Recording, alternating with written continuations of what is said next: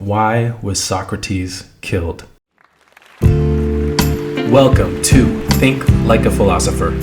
In this Philosophy Lesson of the Day series, I promise that you will think more clearly, reason better, understand the details as well as the big picture, and get ever closer to the truth of things. This is Think Like a Philosopher.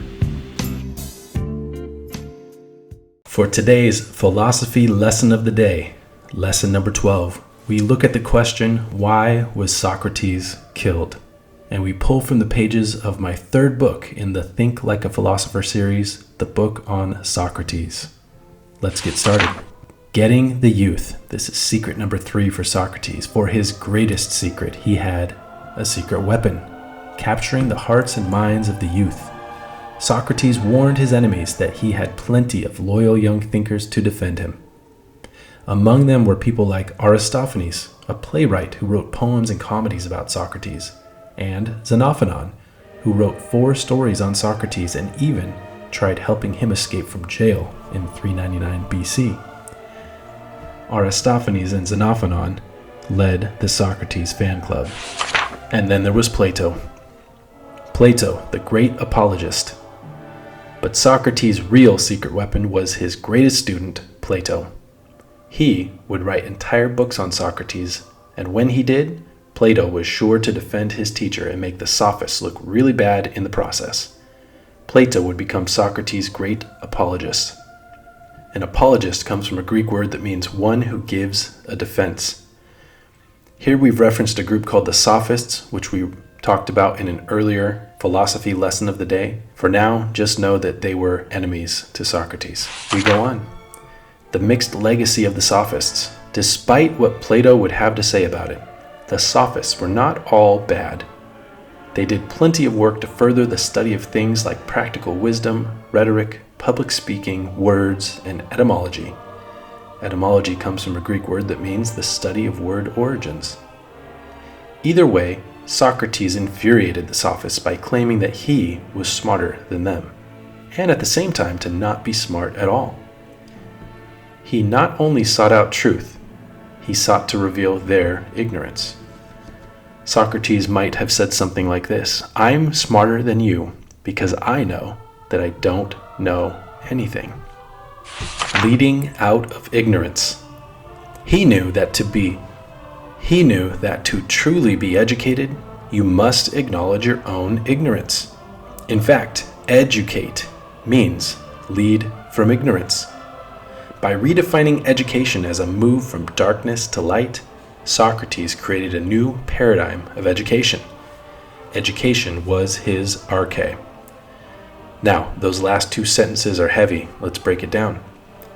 To create a new paradigm of education, paradigm means a pattern, a new model of education. And to call education his arche is a reference back to those pre-Socratics, those before Socrates, who always argued about what is the main element, the source, the origin. What is the arche? Is it earth, wind, fire, water? Is it something else? For Socrates, it might have been education. The gadfly of Athens. With these tactics, Socrates was so good at debating the Sophists and other prominent people of Athens that he earned a nickname, the gadfly of Athens.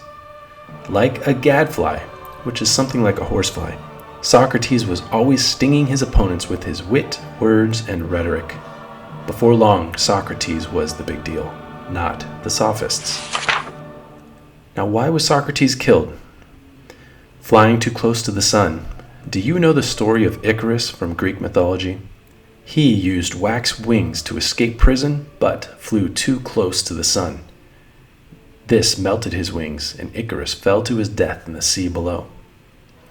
Much like Icarus, Socrates flew too close to the sun, so to speak.